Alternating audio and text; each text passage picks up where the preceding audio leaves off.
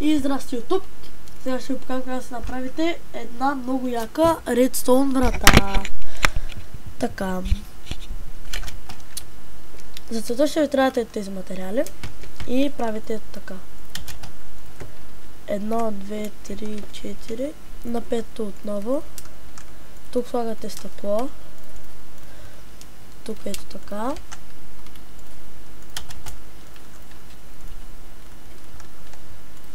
По същия начин на другата страна. Оп. След това тук, опа. Тук го чупите. Ето така.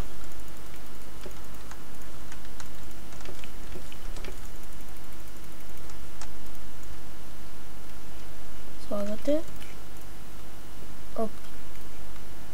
Тук слагате един редстоун торч. Тук пак. След това пак чупите. И по същия начин слагате редстоун.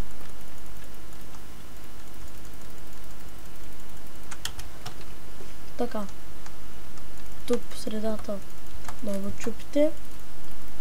И слагате ето така редстоун. Закривате си го.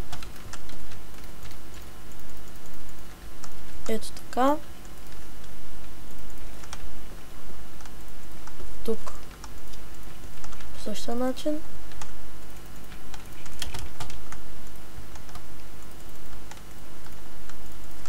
И тук слагате сигнална плоча. И ето. Ако няма сигнална плоча,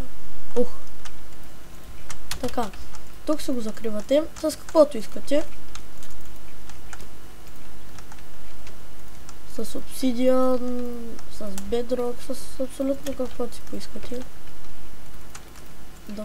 Нали, най-различни неща. Ако ви е харесал клипа, абонирайте, коментирайте и го харесвайте. И пишете, ако искате да правя още клипове.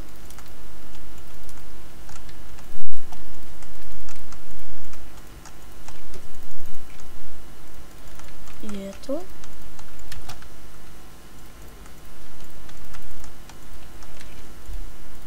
Ето така.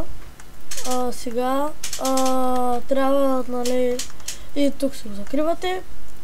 И да, това беше от мен. И ето тук също.